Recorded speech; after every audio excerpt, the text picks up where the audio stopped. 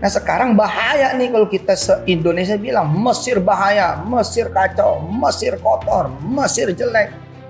Weh bos, jangan begitulah. Ada alumni kita jadi komentator bola di Mesir. Oh, kita kalau denger dia ngomong amin. Padahal lagi komentarin bola. Yang di depan kita celebrate, yang di belakang kemudian kita selesaikan. Kita beresin. Sih bahwa ada fakta-fakta jelek, yes. Tapi lo diundang sama dunia untuk memperbaiki. Kalau perlu nggak usah ada seleksi. Tapi abis itu sampai sono gencep. Gak semua orang Pak De bisa belajar bahasa Arab dulu, bisa belajar bahasa Inggris dulu, bisa belajar bahasa Jerman dulu. Sedangkan kita perlu percepatan hari. Udahlah, oper-operin aja udah.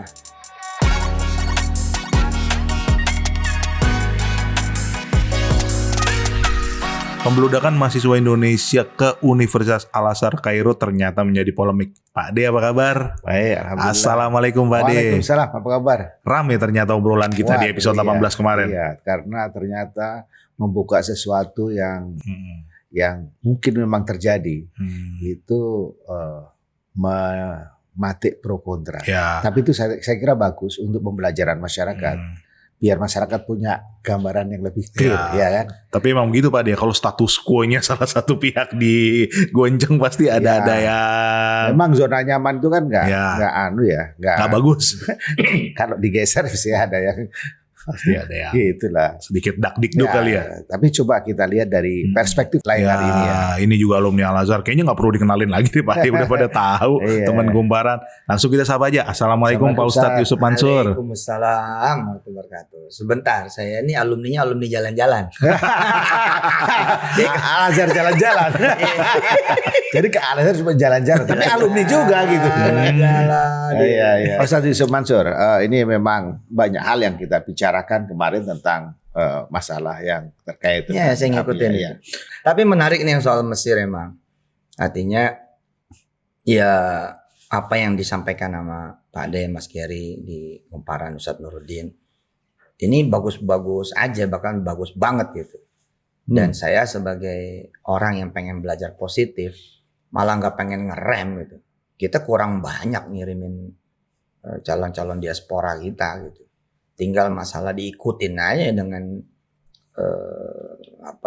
kualitasnya, tanggung jawab dan lain sebagainya yang membuat kita jauh lebih banyak daripada negara-negara lain. Kalau enggak ntar negara-negara lain yang akan lebih banyak karena kita ngerem, karena ada ketakutan. Padahal ketakutan itu kan bukan buat dihindari tapi ditaklukkan. Iya dong, kalau kemudian jangan ke pasar lo nanti kena tipu. Ya nggak ke pasar-pasar dong. Justru lu kuasain pasar supaya isinya jangan ada penipu gitu kan. Kalimat besoknya harus bagus. Karena kalau kesimpulannya salah, jangan ke Mesir. Yang bener lah, ini kan 15.000 mahasiswa bos. Masa iya 15 ribunya jelek kan nggak mungkin.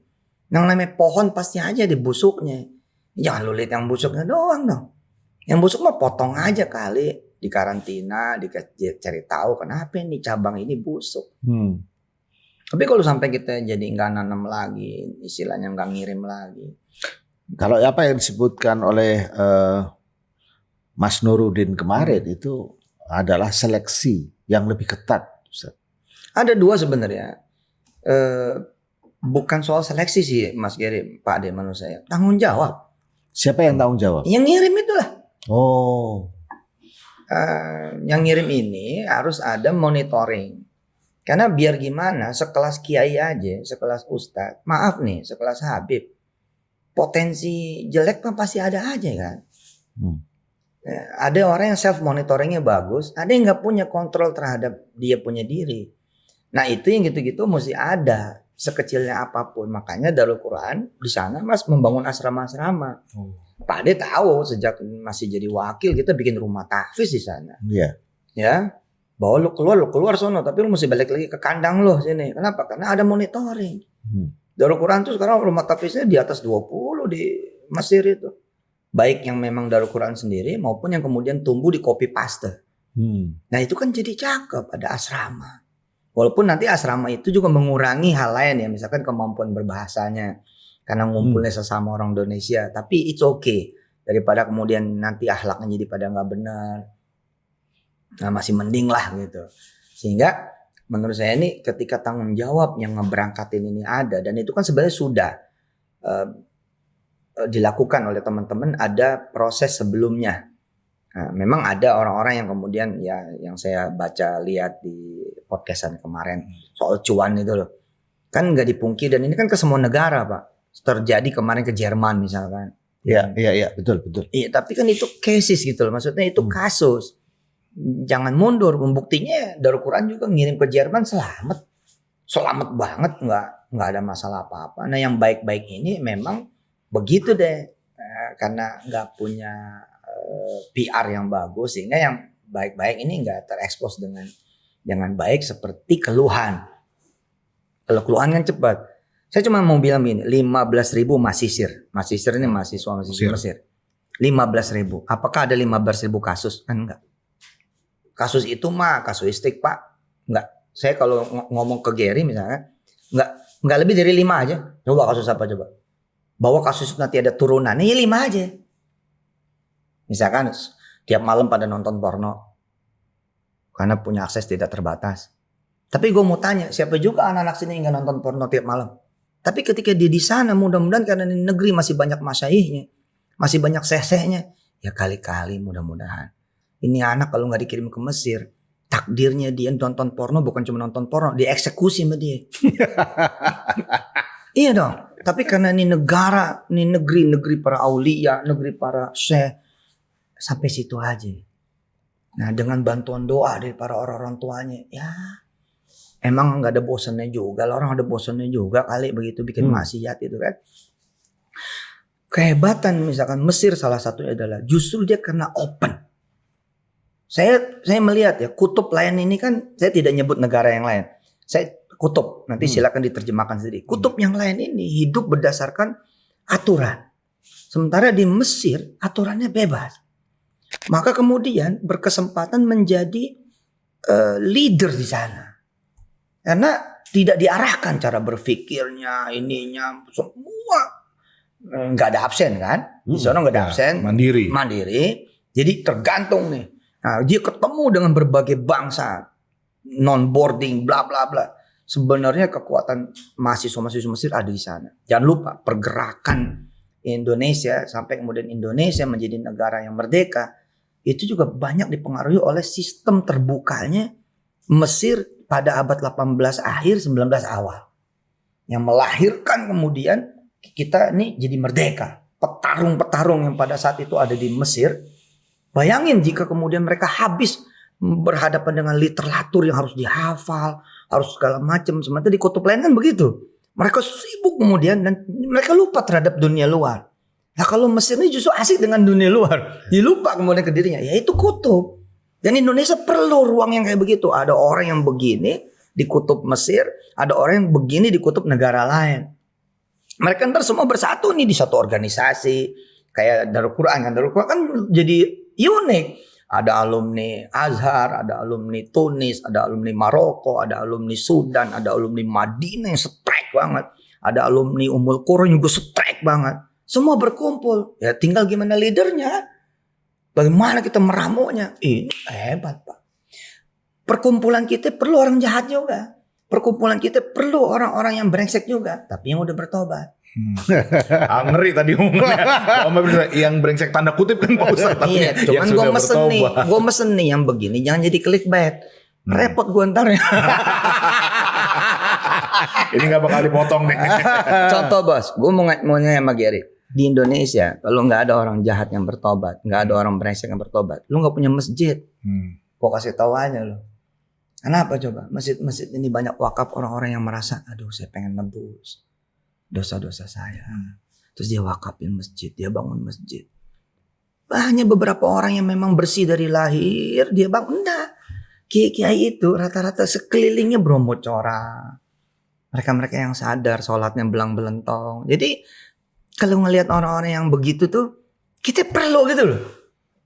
Jangan kita obrak-abrik, terus kemudian kita kehilangan juga nih gitu, kehilangan rasa yang gado-gado yang kalau nggak ada yang pahit mah kagak jadi nasi goreng gitu Ya, kira-kira nggak ada yang manis kan. Nggak ada yang manis. Tapi apakah apa yang terjadi di Mesir itu boleh bisa dibilang kita biarkan aja, karena memang dunia itu harus ada warna-warni begitu. Dibiarkan tuh nggak boleh. Seberapanya kita semua pihak harus melakukan sesuatu. Ya, harus melakukan sesuatu. Terutama memang peran pemerintah. Peran pemerintah, tapi juga pemerintah jangan sampai kaku juga. Karena harus banyak pihak yang memang terlibat di dunia beginian. Ya, dunia pengiriman lah gitu. Memang tidak dipungkiri pengiriman mahasiswa ke luar negeri itu manis. Manis maksudnya. Penuh dengan duit miliaran bahkan mungkin triliun kalau disatuin. Dan itu semua negara juga seperti itu. Iya. Dan itu kan ya pintar, kitanya aja yang blow on. Udah tahu ada kesempatan kenapa lo nggak ambil kan gitu. Kita marah-marah, jangan marah-marah kalau emang ente bisa, ente tanggung jawab, ente pergi sono. Lakuin dong gitu. Nyata kan kita nggak bisa, yang bisa yang begitu-begitu, ya nggak salah juga. Darul Quran sendiri nggak ngambil peran di sana. Kita hari ini ada 100 sampai 200 mahasiswa kita di Mesir, 1 perak pun kita nggak lakukan. Gitu. Gratis Pak Ustadz semua. Bukan maksudnya kita nggak ikut dalam proses pengiriman. pengiriman. Nggak bikin trainingnya, nggak mengorganize, nggak. Kita justru pengen di sononya. Nah, satu sisi ketika Pak Ade nanya, Gary nanya, ini harus direm atau gimana? Malah Darul Quran tuh punya begini loh, dari dulu nih begini. Udah berangkat aja sono ke luar negeri mana kek, mau ke Inggris kek, mau ke Skotlandia kek, ke Eropa kek, ke Amerika kek, ke mana-mana negara, dan nggak usah bawa PP, lu bawa Bismillah aja. Kenapa? Karena orang Indonesia ini harus dipacu, harus keluar gitu loh. Seperti bangsa China, bangsa India, Pakistan, Bangladesh memenuhi semua negara di seluruh dunia, bos. Jangan. Jadi ya udahlah, takdirnya ada sendiri. Jangan bikin ribet. Harus pintar lu bahasa Inggris, baru berangkat ke negara-negara Inggris. Ya mahal, bos. Udah pergi sono. Kalau emang bisa lewat jalur kuli, lewat kuli. Kalau emang bisa jalur lewat tukang cuci piring. Kalau emang harus jadi pelaut dulu sono. Tapi sampai sono lu mesti jadi apa? Jadi penguasa. Jadi penguasa sampai sono. Mental petarung ini yang saya lebih ajarkan kepada anak-anak santri Darul Quran dan siapapun santri yang relate sama Darul Quran. Saya bilang, nah, sampai sono lu belajar. Gitu, sampai sono kamu belajar. Yang penting pergi dulu. Jadi bahkan saya nabrak juga tuh peraturan Kementerian Agama. Nabrak tuh begini ya. Udah lu jalannya sono, lu nyari ulama di sono, lu tidur tinggal belajar di tempat ulama. Betul nggak Pak De? Sampai sono masa nggak diurus mau tuh ulama masuk Al-Azhar? Oh, sampai sono yang penting masuk ya, sampai sono mah asal mau masuk aja Al-Azhar. Dan emang saya bilang sama anak-anak saya, emang penting itu sertifikat Al-Azhar? Nggak penting, yang penting label Al-Azhar lebih gila daripada ijazahnya. Tidak ada satupun pesantren misalkan yang melihat mana ijazahnya. Nggak ada Pak. Nggak ada Pak. Nggak ada satupun masjid yang nanya, Anda mau jadi khotib, mana ijazahnya? Jangan ijazah Al-Azhar, ijazah UIN aja kagak ditanya. Jadi yang penting apa? Irisan.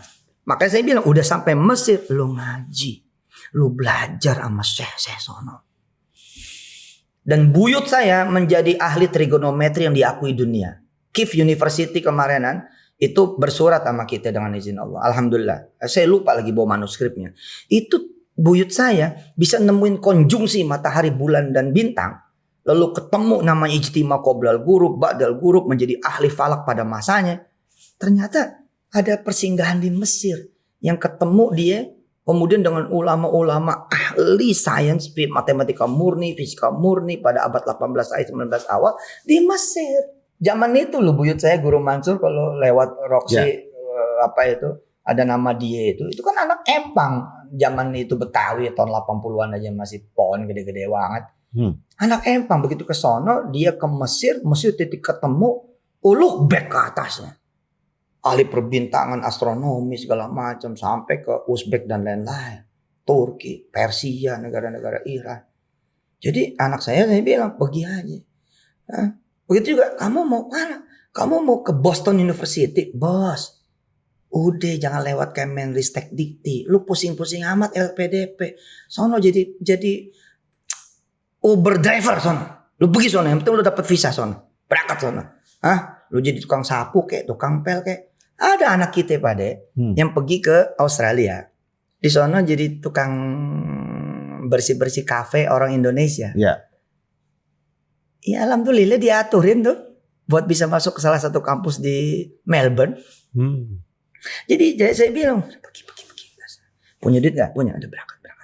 Lo cari siapa, cari apa, berangkat.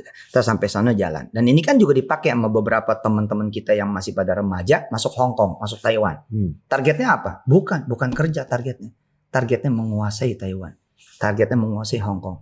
Yang penting masuk dulu, sampai sana nyari tahu supaya bisa kuliah. Dan nyatanya berhasil. Udah ada yang S3 loh, Taiwan itu. Satu orang, tangannya nggak ada lagi. Cewek tuh. Udah ke rumah saya tuh. S3 loh. Itu berangkat bener-bener jadi TKW sampai sono vidi vici dia. Iya. Jadi kalau kita lihat prinsipnya Ustaz Yusuf Mansur ini tadi itu sebutnya vidi vici. Kami datang, kami lihat dan kami menang. Tapi masalahnya Ustaz, apakah semua orang itu kemudian kami datang, kami lihat, kemudian kami berusaha untuk menang? Suatu saat dia pasti akan begitu. We have to believe sama anak-anak muda kita yang ada di berbagai negara.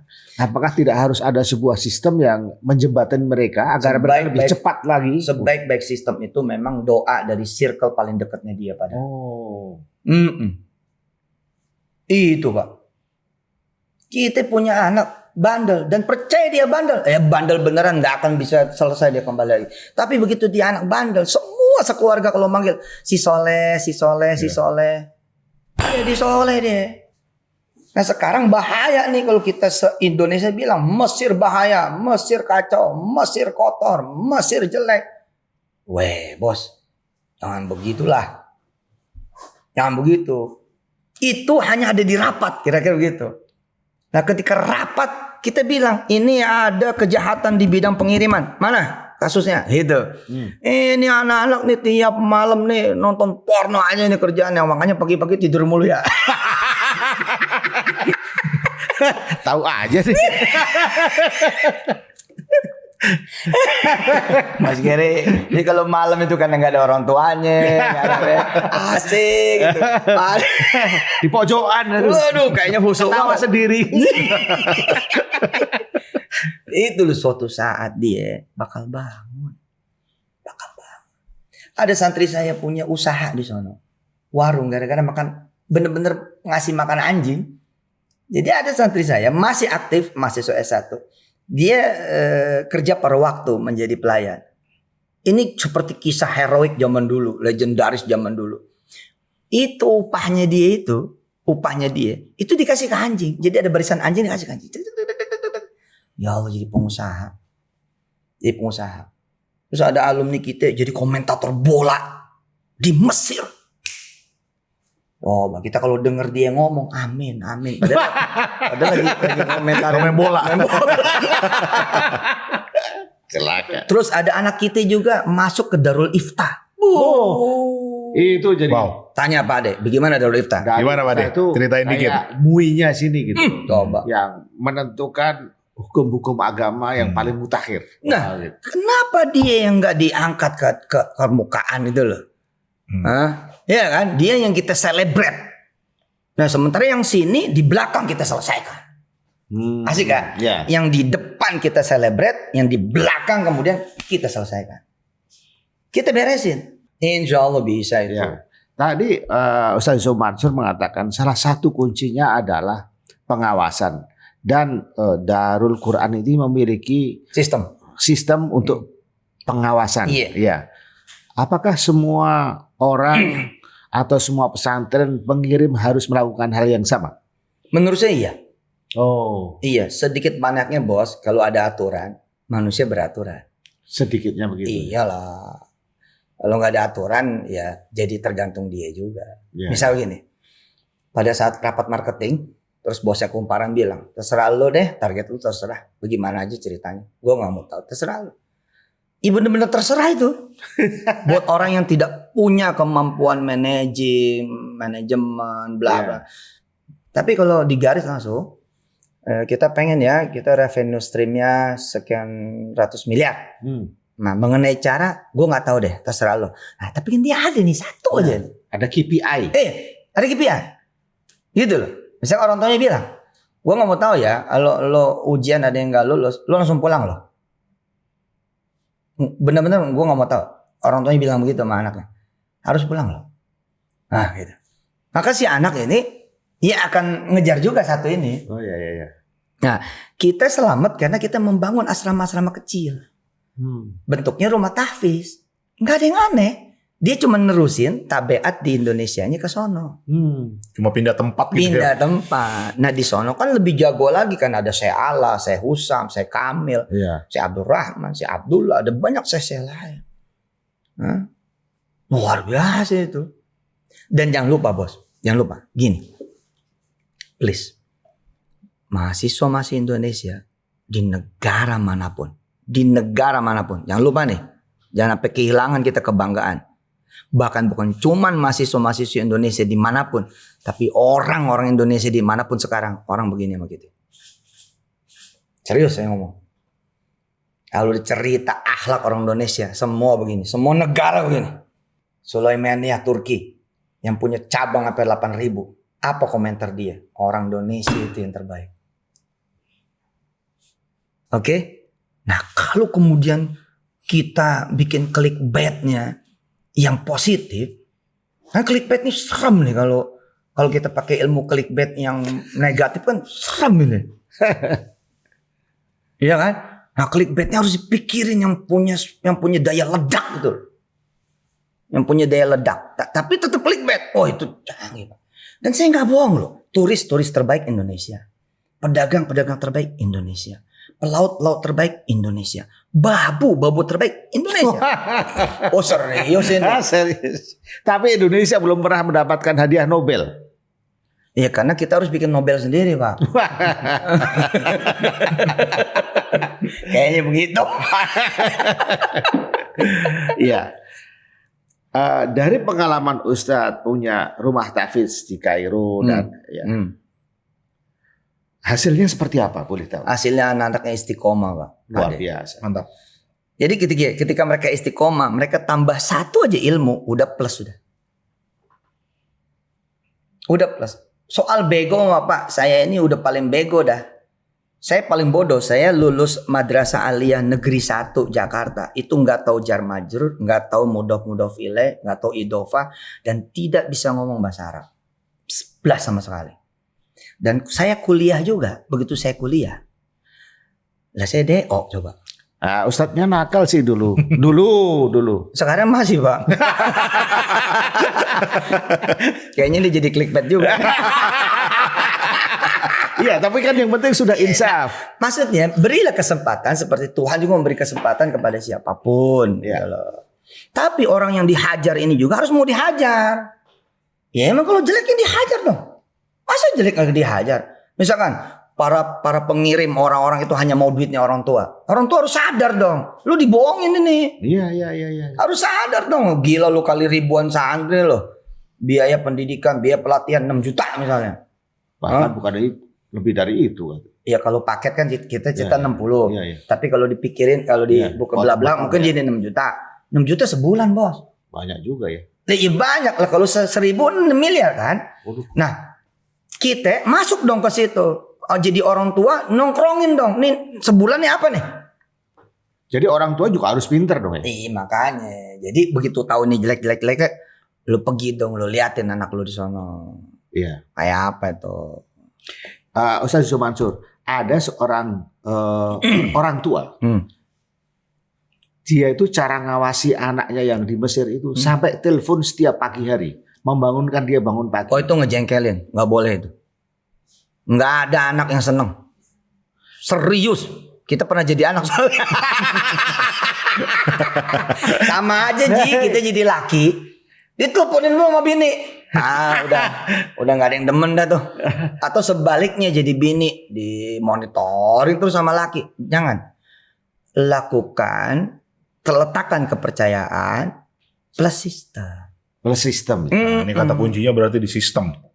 Iya, Pak. Kepercayaan. Iya, kalau nggak ngerti sistem aturan, jangan sampai nggak ada itu, aja gitu. Apa kek gitu. Itu kuncinya itu. Selebihnya doa. Di doa ini saya mau ngasih tahu satu hal. Orang tua itu baru berhak khawatir kepada anak-anaknya ketika dia berhenti berdoa. Selama dia nggak berhenti berdoa, nggak layak khawatir. Nggak layak khawatir udah. The power of doa tadi. Iya. Benar udah pagi siang sore malam dang dong doain anaknya. Daripada nelpon anaknya nelpon Allah aja ji. Tip selesai. Mantap nih kata-katanya nih. Lebih baik menelpon Allah. Mantap. Iya. Ada sebuah konsep dalam Islam yang disebut tafsir wa taqdir. Allah. Ya, ada stick and carrot bahasa Inggrisnya. Ya. Apakah anak-anak itu perlu dikasih stick and carrot? Iya dong. Di calling ulang pulang. Iya. Nggak dikirim duit. Wah. Gitu. Jadi jangan tiap hari dikirimin kemudian mereka suruh.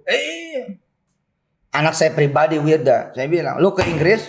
Kan di Inggris dia, di Buckingham University. Iya. Mana ininya? Riwayatnya mana? Mana ininya? Kan dia bisnis, enterprise ngambilnya. Saya bilang, nih kampus bilang kamu lulusnya harus punya usaha. Lalu papa bilang sekarang kamu usaha dulu sebelum berangkat ke Inggris. Gitu loh ada. Oh, ada tantangannya. Ada tantangannya. Kalau dilepasin aja juga. Iya, percaya botolan juga salah. Percaya botolan. Iya, kita isinya apa nggak tahu gitu. Aduh. Dan namanya percaya botolan itu loh. Ada. Aduh. Saya percayalah pokoknya sama anak-anak kita di Mesir siapapun dia. Pokoknya jangan lupa nih 15.000. Jadi kita taruh harapan sebaik-baiknya kepada 15.000 anak kita. Kepada para pengirim yang tapi ini ada individu, ada pesantren dan lain sebagainya. Pola pengawasan itu harus dilakukan berarti ya. Harus. Menurut saya harus. Saya kira ada beberapa pesantren selain juga Darul Quran, mereka punya apa tuh namanya sekretariat di sana untuk ngawasinya. Bener. Kejar. Iya. Apakah dibutuhkan otoritas pengawas sendiri gitu? Mungkin dari KBRI atau bisa dari yang lain kayak gitu. Jangan terlalu ketat.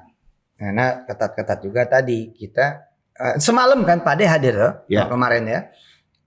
Al-Azhar wakil Grand saya bilang mau berapapun mahasiswa kita terima dan jangan khawatir soal kemampuan jumlah gitu kan. Nah, terus kita sambut. Kita harus lebih banyak daripada seratusan negara lain yang mengirimkan anak-anak kita ke sana. Dan takdir anak-anak tuh memang beda-beda. Ada yang ke sono pulang jadi pengusaha emang udah begitu. Siapa juga yang sampai ke sono emang harus jadi ulama semua. Iya kan? Ulama ini adalah orang yang mengenal Allah di berbagai bidangnya. Gitu loh. Iya. Kalau emang dia sampai ke sono takdirnya menjadi pengusaha shipping misalkan, pengusaha pelayaran, nggak apa-apa selama dia kenal sama Allah kan dia ulama juga. Kadang-kadang Ustadz kalau misalnya ada yang mengirimkan ke Al-Azhar, kadang-kadang lingkungan tuh berharap dia tuh jadi ulama. Nggak apa-apa, harapan itu jangan dimatiin. Nah harapan itu terjadi ketika kemudian kita nggak matiin. Contoh misalnya ini, ya udahlah gue ngirim-ngirim jauh-jauh lu ke Al-Azhar, akhirnya lu jadi pedagang juga. Itu namanya matiin. Orang tua jadi menyembelih harapannya sendiri. Jangan ngomongnya begini dong. Waduh cakep dong. Bapak cuma pengen lo jadi ulama. Ternyata lu ulama juga, pedagang juga. Waduh lu lebih keren dari bapak. Cakep kalimatnya. Cakep. Anak-anak saya Pak, Mas Geri, Pak Ade, anak-anak saya di Darul Quran, saya bilang sampai Mesir lu cari ya perempuan Mesir sebanyak-banyaknya. Wah. Iya. Maksudnya apa nih? Sama seperti anak saya yang perempuan juga, santri-santri putri, sampai Mesir lu cari laki-laki Mesir sebanyak-banyaknya. Kenapa? Lu buka warung, suruh jadi tukang cuci piring sono. Lu buka warung, suruh jadi chef sono. Maksudnya begitu. Jadi kita ke Mesir, ya cari orang-orang Mesir, pekerjakan dia. Sementara lu banyak-banyak ada tuh kuliah. Dan terjadi kok, emang di Mesir pengangguran kagak banyak. Oh, banyak Ya sekali. ekonominya morat-marit banget. Pak, orang kita ini jagoan Pak. Kita kalau punya duit 100 juta di Mesir, udah bisa usaha. Ya. Ada yang bilang hidup kalau sebulan 1 juta juga di Mesir cukup. Bener. Bener, apalagi Iya, dia iya, rajin iya. numpang sama temennya. Itu mah nyusahin Pak Ustadz. Iya. Tapi Iya. Apa pesan-pesan Ustadz Yusuf Mansur buat mahasiswa kita di sana? buktiin kalian itu nggak jorok, buktiin kalian nggak kotor. Nggak jorok artinya gimana? Nggak jorok pikiran atau? Jorok dua-duanya. Oh, dua-duanya. Kita kan tahu ya, kullu jidar hamam sono. Iya itu. Jadi setiap apa tuh? Dinding. Tembok itu tempat Encing. nggak enak juga ngomongnya. Emang iya begitu. Loh Pak Ade ini pernah punya pengalaman. Iya. Anak saya kirim ke Mesir. Beliau masih aktif waktu di Jibatul Dubes. Ditanya sama Pak Ade kan. Pak Ade cerita coba. Iya, jadi Pak keluarga dari pimpinan dari Darul Quran tuh ngirimkan putra-putranya di sana. Nah, kemudian ketemu dengan kita ya, kita tes satu-satu lah tentang, kita kasih tahu tentang kebiasaan orang Muslim yang tidak baik untuk kita ikuti. Termasuk yaitu cara muncul dalam ungkapan ya, kuru jidarin hamam, setiap tembok itu WC misalnya. Anak saya Kemudian tuh ditanya sama Pak Ade tuh, mau nggak kuliah di Mesir? Nggak mau tuh. Kenapa nggak mau? Kotor. terus ada lagi kulu ardin masbala. Iya. Dari siapa tuh tanah Tuhan ini adalah tempat buang sampah. katanya. Waduh, saya tanya kepada putranya, mau sekolah di sini dek? Enggak, saya mau di Inggris. Tapi saya ketika mendengar, saya kan nyari solusi. Ini loh bedanya nih orang tua yang positif sama orang tua yang langsung telan. Saya ngelihat cerita itu, langsung saya bilang, mana itinerary ketika anak saya ada di Mesir? Iya salah Pak. Anak saya ditempatkan di tempat yang kumuh. Iya memang. Setiap berangkat ke para masyayikh melewati jalan-jalan kumuh, sedangkan dia di Darul Quran bersih, Iya, rumah betul. bersih. Terus saya pindahin next trip, saya pindahin bang gitu ke tempat yang bagus, bukan bagus berarti mahal ya, Iya, maksudnya iya. bersih segala macam. Terus saya tanya, gimana sekarang? Oh iya jadilah ke Mesir. Luar biasa. Jadi dipindahkan ke tempat yang layak. gitu. Iya. Nah terhadap saya nggak bohong ya, karena ini YouTube toh, Ya. ini banyak saksinya kan. Yes. Saya dengan izin Allah Subhanahu wa taala bersama para mahasiswa-mahasiswa Mesir menjadikan ini rapat. Dan gang itu Pak De jadi gang Instagramable sekarang. Jadi anak-anak saya kemudian nge-tracking tempat jalannya Kun, Hafiz putra kami, Hafiz, Aufa, Ais, anak-anak pimpinan di tracking. Kok anak gua jalan lewat itu gimana ya? Nah, habis itu kemudian anak-anak Darul Quran mengajak kemudian anak-anak mahasiswa lain mengubah perjalanan itu menjadi jalanan yang indah seperti di Indonesia itu loh. Yes. Dicat, dikasih pepohonan, dikasih yang lain. Sih bahwa ada fakta-fakta jelek, yes. Tapi lo diundang sama dunia untuk memperbaiki. Wah, luar biasa. Mantap. Kita udah ketemu salah satu insight baru dari Pak Ustadz soal bukan soal seleksi, maksudnya soal pengawasan. Tapi Ustadz juga bilang jangan dikekang banget. Iya jangan. Kalau perlu nggak usah ada seleksi. Pop. Tapi abis itu sampai sono genjot gitu. Ya, diawasi tapi jangan terlalu dikekang gitu. Iyalah. Nggak semua orang Pak De bisa belajar bahasa Arab dulu, bisa belajar bahasa Inggris dulu, bisa belajar bahasa Jerman dulu. Nggak semua. Sedangkan kita perlu percepatan hari ini. Udahlah, oper-operin aja udah. Ustadz, kalau aku mau nanya soal pendapat, ini secara keseluruhan ya, Pak Ustadz bilang masih kurang mahasiswa kita ke luar negeri. Kurang Pak, karena 9,9 juta juga anak-anak Indonesia hari ini. Ini masalah loh. Ya, makin pendek nih jarak kejahatan sekarang ini. Kemarin tuh ada 2 remaja putri membunuh ayah kandungnya. Ya. Yes, ya di BKT itu. Why? Kenapa ini terjadi? Karena nggak punya akses pendidikan. Jadi bila Al-Azhar mau nampung anak kita, Pak, kirim aja, Pak. Pindah ke sono urusannya. Nah, disusul lah sama kita kan gitu dengan berbagai hal yang positif gitu loh. Ini kita lagi bertarung memperebutkan semua jengkal dunia.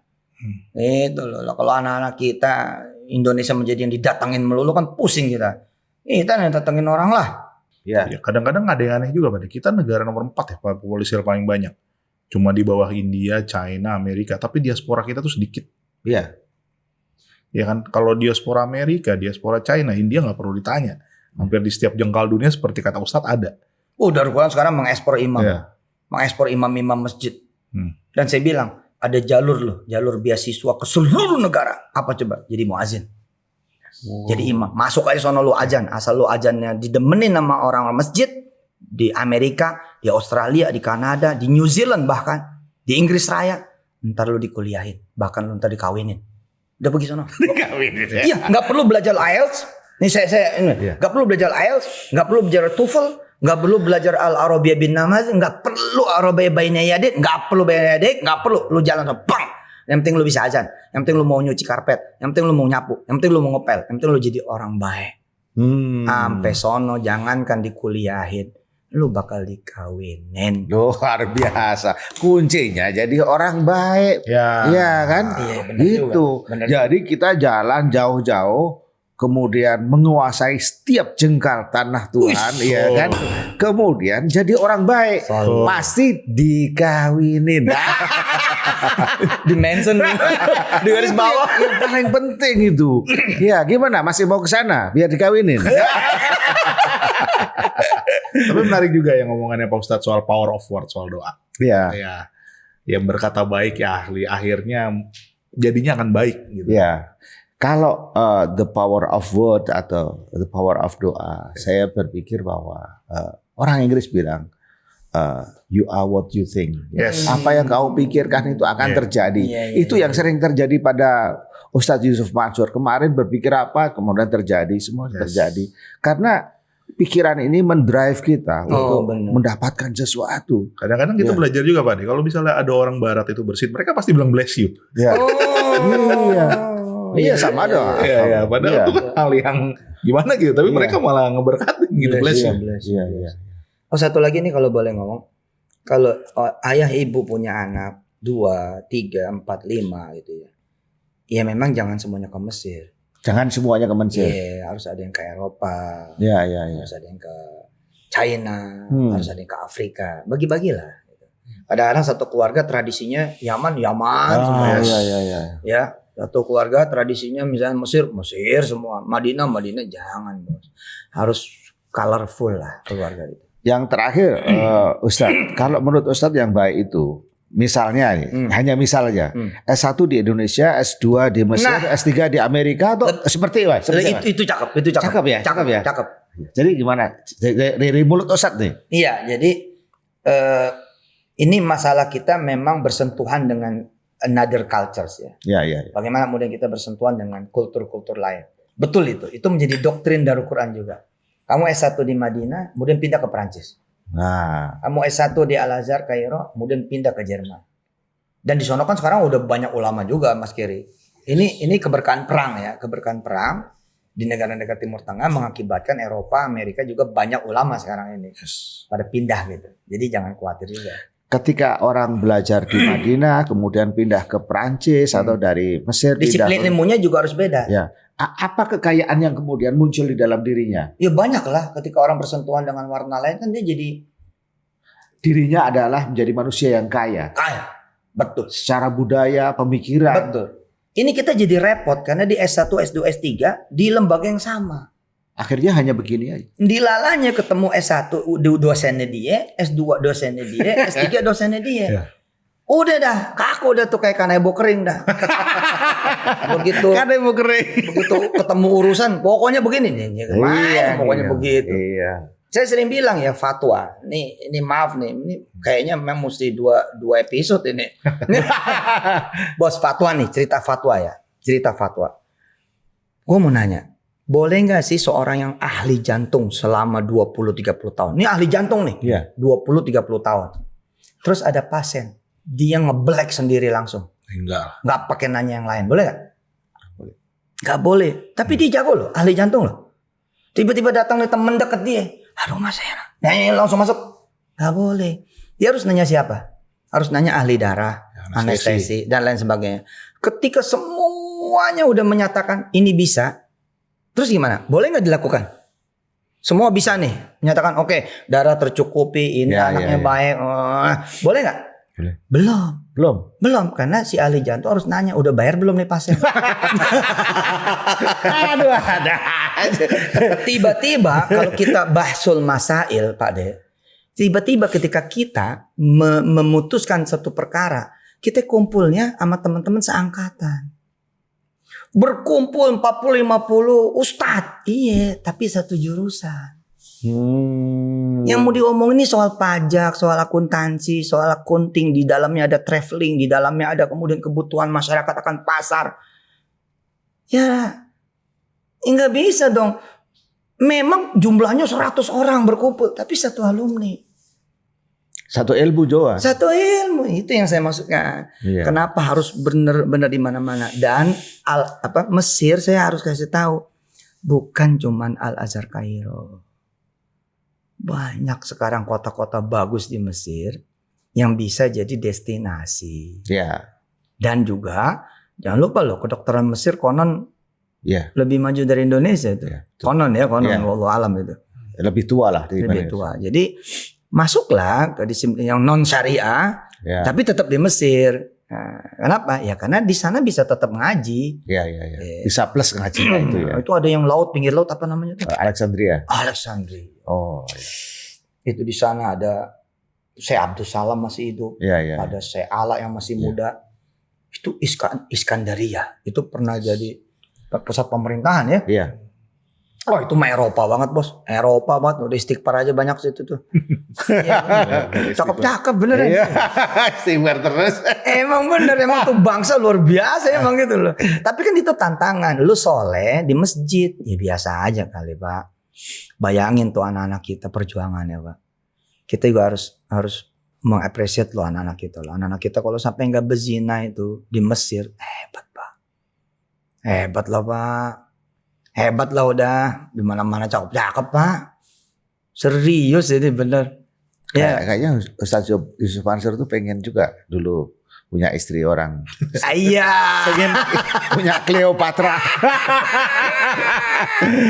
Iya. Oke dah. Terima kasih Ustaz Yusuf Mansur. Saya kira ini banyak insight buat teman-teman. Artinya dari pembicaraan kita dan hari ini kita punya angle yang berbeda. Betul. Kita punya ilmu yang berbeda. Iya. Dan saya kira semuanya bisa diterima. Yes. Jadi kalau tadi kemarin kita udah ngomong soal pembeludakan, Ustadz Yusuf Mansur ngasih saran untuk solusinya gimana. Iya. Ya itu tadi teman-teman Deep Talk episode 19. Nantikan Deep Talk episode yang lainnya dengan pembahasan topik-topik internasional yang teraktual. Saya Andreas Giri undur diri. Saya Pak D. Dan Ustadz Syukran. Yusuf Mansur. Terima kasih banyak Ustadz. Terima kasih Mas Heru.